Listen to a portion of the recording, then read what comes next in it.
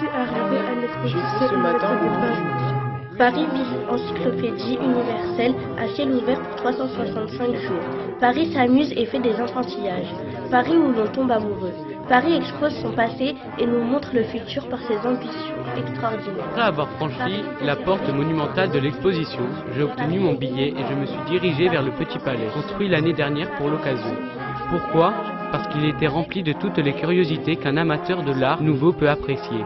Des vases, des sculptures, des peintures de toutes les écoles en vue actuellement, des artistes et des célébrités déambulent dans les allées du palais, comme moi, j'y avais passé toute la journée. J'ai tout vu à l'expo. Il y a des quantités de bâtiments qui représentent ce qui se fait de mieux en matière d'architecture dans le monde entier. Ainsi, en visitant Paris, j'ai pu comparer les différences entre tous les bâtiments. J'ai la tête à l'envers, j'ai visité un manoir étrange, les fauteuils et les tables au plafond, les tapis collés en haut, les lustres qui partent du sol, les miroirs vous faire croire que tout est à l'envers, peut apercevoir l'exposition retournée. Au troisième étage, N'imaginez pas la on peut regarder nouveauté dans qui des fait miroirs l'admiration de déformés. tous les visiteurs. Pour leur confort, on a imaginé des trottoirs roulants. Il y a deux vitesses. Pour les pressés, les intrépides, il y a une plateforme rapide qui permet de traverser toutes les expos. L'autre, plus lente, permet aux dames élégantes de contempler d'en haut, sans fatigue, les foules minuscules.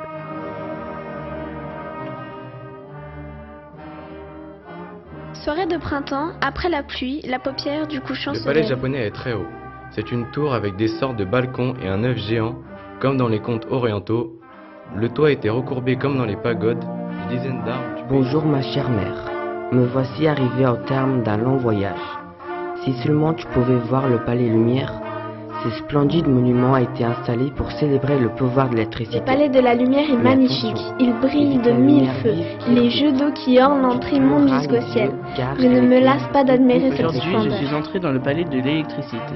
Il y avait des quantités de machines fabuleuses, des dynamos, des moteurs puissants et légers, des fontaines multicolores. Notre futur en sera transformé. On dit même que les villes seront tout un jour éclairées par l'électricité et que le climat sera un jour maîtrisé grâce à cette nouvelle force. Voici devant une grande maison que les organisateurs de l'expo ont appelée le cinématographe. Retiens ce mot, c'est une des plus incroyables inventions jusqu'à présent.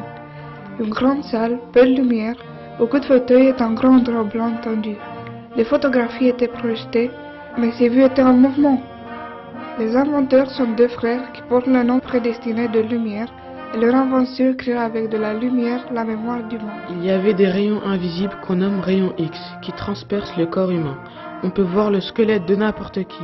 La médecine va certainement faire de grands progrès.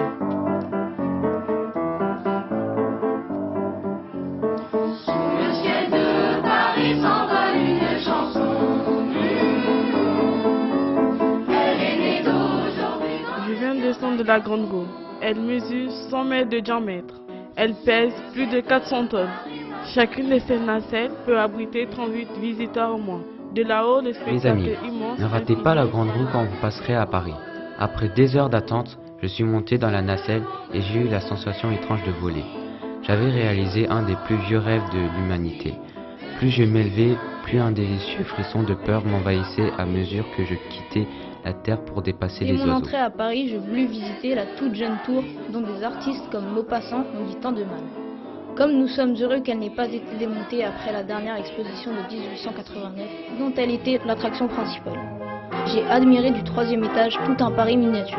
Le soir venu, le feu d'artifice a ébloui tous les yeux. Paris est devenu vraiment la ville lumière, de jour Chers comme de amis, nuit. j'ai fait ce matin le tour du monde. Oui, j'ai visité le globe de l'exposition. En montant sur la vaste sphère, j'ai arpenté le monde.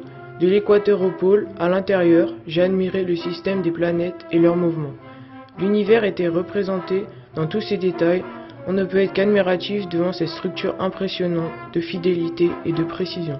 Je vous salue en vous engageant à visiter ce grand livre de la géographie ouverte à notre curiosité.